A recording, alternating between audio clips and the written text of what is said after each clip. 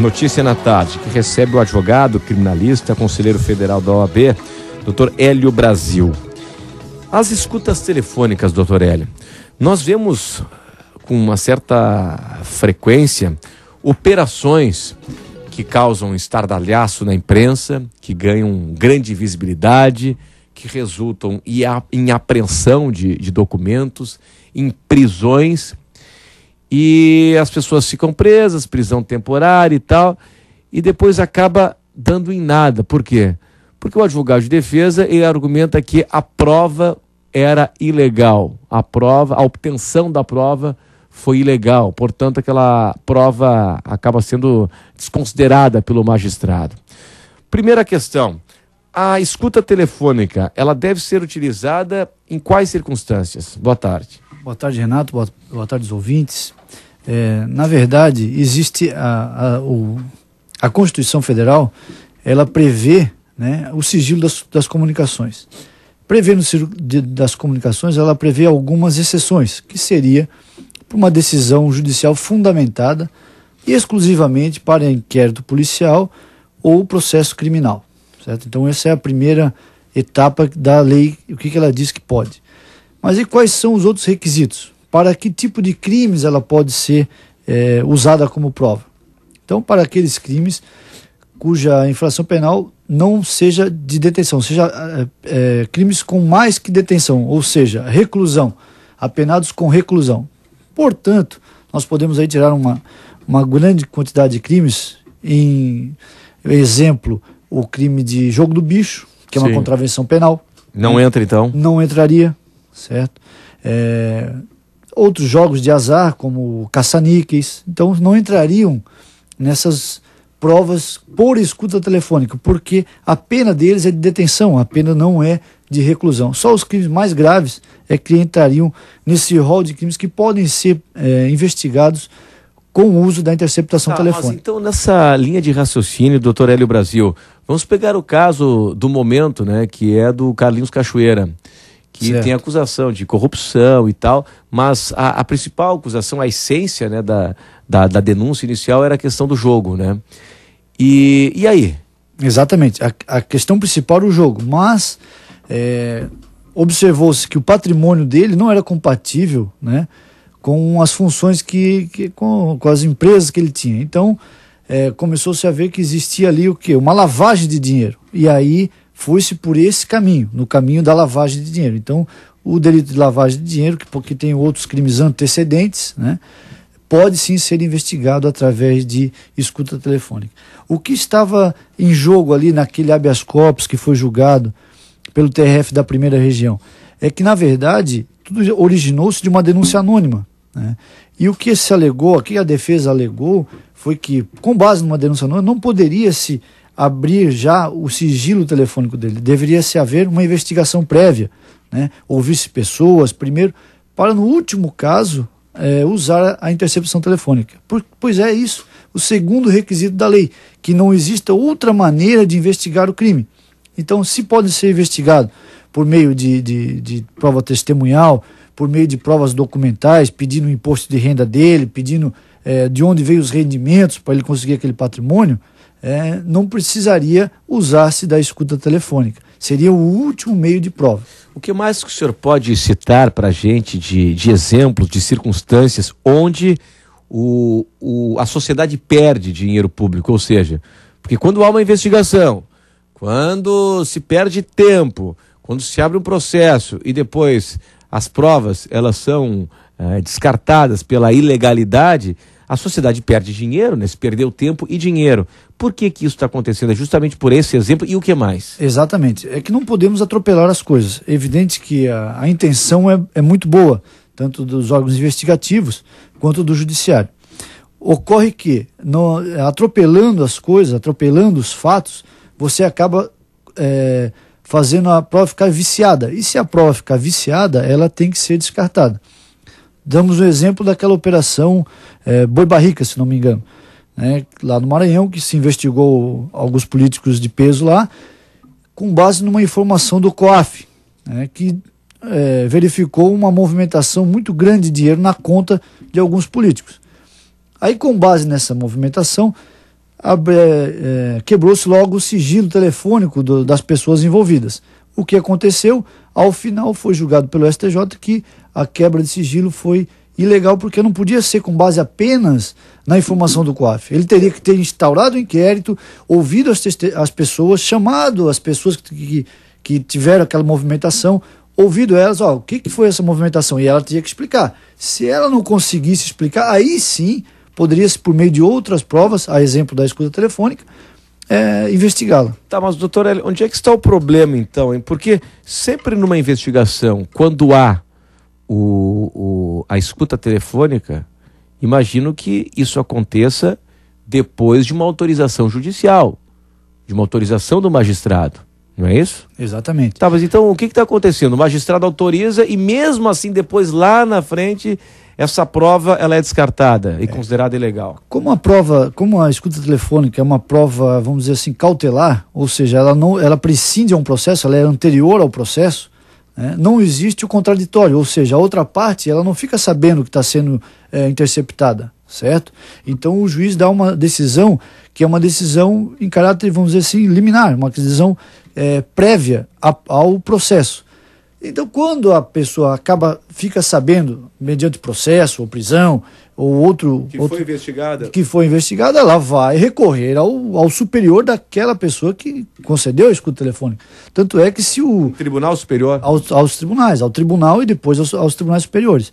Tanto é que se o magistrado negar a escuta telefônica, o Ministério Público ou o delegado pode recorrer ao tribunal para ver se o tribunal concede. Mas o senhor acha que essa lógica aí é correta? Porque, num primeiro momento o magistrado autoriza, pode gravar. Sim. Por quê? Porque o delegado, o Ministério Público apontam indícios de irregularidade. Vão lá pro magistrado e dizem o seguinte: olha, eu estou querendo pegar a conversa daquela figura lá e tal, porque a gente desconfia de fraude em licitação, de edital e por aí vai. Então ele apresenta os indícios. O magistrado vai lá e diz: ok, pode gravar. Ele estabelece um período, né? Exato, seriam 15 dias, prorrogáveis por mais 15, e depois... provada a indispensabilidade da prova. Ocorre que nós vemos nessas operações grandes que existem escutas de 1 ano, 2 anos, né, que também já foram consideradas ilegais, né, e irregulares. Extrapolaram o prazo? Muito prazo. Pois é, mas muito é uma prazo, falha né, no processo. Que também anularam os processos grandes. Perder dinheiro, a sociedade está perdendo dinheiro com isso, né? Tempo e dinheiro, né? Exatamente. E porque a Constituição prevê em estado de sítio, por exemplo, estado de exceção, a interceptação de conversas 30 dias mais 30. Então o máximo seriam 60 dias. Nós vemos aí interceptações 6 meses, 1 ano, 2 anos, que estão sendo agora devidamente rechaçadas pelo Poder Judiciário. Tá, o senhor falou que a escuta telefônica ela é indicada para crimes mais graves, né? Sim. Corrupção. Corrupção é um crime grave. Mas mesmo assim, algumas provas, fruto de escutas telefônicas, acabam sendo consideradas ilegais lá na frente, alguns processos ou não? Também acabam. Porque existem diversos fatores, né? Um dos fatores, por exemplo, uma denúncia anônima. Se a autoridade policial não investigar antes essa denúncia anônima para ver se existe algum outro indício que leve a crer que esteja ocorrendo uma corrupção, e só com base nessa denúncia anônima pedir essa escuta, se o juiz autorizar, ele está faltando uma fundamentação no seu pedido, sim. Que é um dos requisitos. O requisito é ter sido investigado antes. Exatamente. Sim, um indício, né? E daí, esse é um dos casos. O segundo caso, nós vemos bastante, às vezes o magistrado apenas, vamos dizer, raras vezes, apenas copia o pedido do delegado, por exemplo, ou do Ministério Público. Isso o que acaba acontecendo? Acaba sendo anulado por falta de fundamentação da decisão. Principalmente nas prorrogações, que elas acabam sendo repetitivas, as decisões, né? Então elas acabam sendo anuladas por falta de fundamentação, porque ela tem que ser extremamente fundamentada, porque nós estamos lidando com um direito individual da pessoa, certo? Um direito fundamental do cidadão. Qual é o caminho, então, hein? Qual é o caminho? Para a gente não perder tempo e dinheiro. O caminho é seguir os trâmites processuais e dar todas as garantias processuais e constitucionais dos investigados, né? Porque qualquer cidadão pode ser investigado, né? Qualquer um de nós. Então nós queremos que para nós seja seguir todos os ritos e todos os procedimentos. Tá. Então tem que seguir para todos. Doutor Hélio, eu quero mudar de assunto aqui. O senhor que é um advogado criminalista, por exemplo, até eu estava comentando, eu estava escutando o comentário do Sardenberg antes das minhas férias. O Sardenberg estava dizendo ao meio-dia, no programa que ele apresenta, do CBN Brasil, ele estava dizendo o seguinte: estava andando em São Paulo de carro e foi parado numa blitz. E de repente o policial chegou e disse para ele: sai do carro. Como assim sai do carro? Eu sou investigado por alguma coisa, eu sou suspeito de alguma coisa, ou roubaram um carro parecido com o meu, que eram bandidos dentro, enfim. Não, a gente está fazendo aqui uma blitz preventiva, não sei o que, sai do carro, bota a mão em cima do capô e tal. Como assim? Se eu não tenho, se não há nenhum indício que me coloque na condição de suspeito de algum crime, alguma coisa, não há explicação para sair do carro, mão na cabeça e tal, esse tipo de coisa, né? Qual é a sua opinião? Na verdade, isso configura abuso de autoridade. Sempre que for abordado alguém, tem que existir uma legítima suspeita. A pessoa está dirigindo o seu carro, se está com a documentação em dia, não tem, né, como você mesmo disse, não tem uma notícia de que esteja um carro como aquele roubado, ou um suspeito, algum retrato falado que seja parecido, né? Simplesmente chegar a abordar, mandar sair do carro e dar a geral, como o pessoal diz, né? Revistar a pessoa, na verdade acaba, dependendo de como for, acaba configurando um abuso de autoridade. Eu estou lendo aqui uma mensagem, até vou reservar o nome de um amigo. O fato aconteceu em Porto Alegre, eu queria a opinião do senhor. Ele estava num shopping, eu vi o vídeo. Ele estava no shopping, jantando com a esposa dele, e a esposa deixou a bolsa pendurada na cadeira.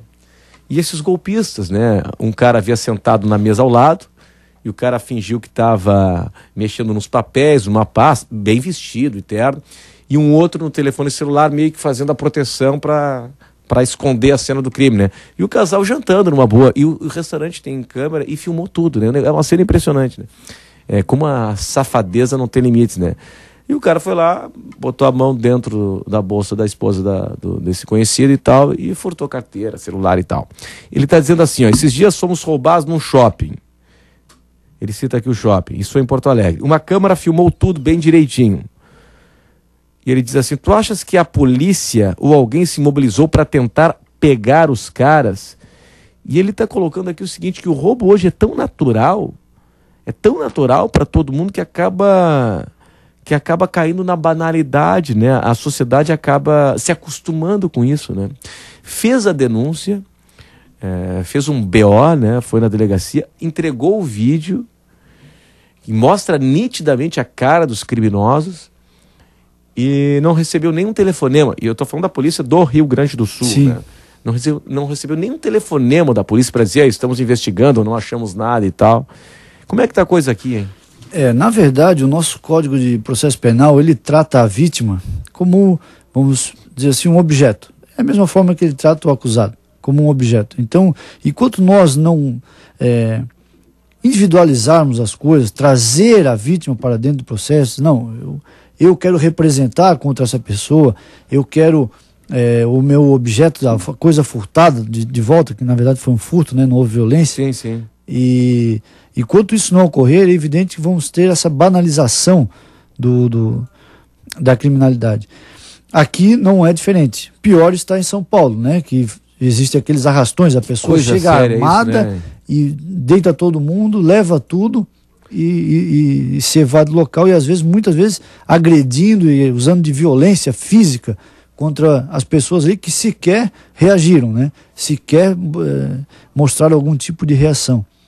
Realmente isso é complicado, é uma questão de segurança pública, e penso que nós aqui em Florianópolis, que é uma cidade que está crescendo, temos que tomar cuidado, que pode ser que isso venha acabar acontecendo por aqui também. É até uma contradição, né? Porque nós temos o país com crescimento econômico nos últimos 10 anos e tal, e para quem defende, né, a tese de que a violência é fruto da desigualdade social, a desigualdade social ainda existe, é claro que existe, mas estatisticamente ela vem diminuindo.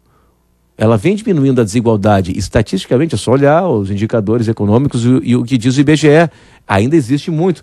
Mas o seguinte, o crescimento econômico do país, ele não está acompanhando uma redução da criminalidade, pelo contrário, a criminalidade ela cresce mesmo com o nosso aumento, né, da economia. O problema do aumento da economia, né, que a gente entende é que o aumento é para alguns, é para poucos. Sim, ele é concentrado, mas é estatístico, o IBGE aponta que a desigualdade ela vem diminuindo, isso é estatístico, ela vem diminuindo um pouco o poder de compra das pessoas melhorou e tal, mas mesmo assim não foi o suficiente para reduzir a criminalidade. Não de todos. Mas é que tem que ser uma coisa conjunta, não só o aumento do desenvolvimento, como também o aumento da educação. Nós observamos nas últimas estatísticas que o desenvolvimento, nós temos entre os 10 mais ricos do mundo pela revista Forbes, 2 ou 3 brasileiros e um que vai chegar, diz ele que vai chegar primeiro a mais rico do mundo. Enquanto no ranking das 100 melhores universidades do mundo, até o ano passado nós não tínhamos nenhuma universidade no ranking das 100 melhores do mundo, né? Parece que esse ano entrou a USP, mas nós não tínhamos nenhuma. Então eu entendo que inversamente proporcional à educação e ao desenvolvimento. Nós temos que desenvolver? Sim, temos que desenvolver, mas nós temos que educar o povo. Enquanto isso não ocorrer, a desigualdade vai continuar, porque pode não ser uma desigualdade material, mas é uma desigualdade intelectual muito grande. Hélio Brasil, advogado criminalista, conselheiro federal da OAB. Muito obrigado pela sua atenção aqui conosco. Enquanto isso, a disputa eleitoral na OAB está pegando fogo, né? Está pegando fogo, né? Realmente, eu que agradeço aqui a oportunidade. Quando é que vai ser a eleição lá? A eleição é na segunda quinzena de novembro. Segunda faz tempo, vai levar um tempinho, mas a turma já está bem aquecida, né? Então tá certo. Hélio Brasil, obrigado pela sua atenção. Agora 27 para as 4.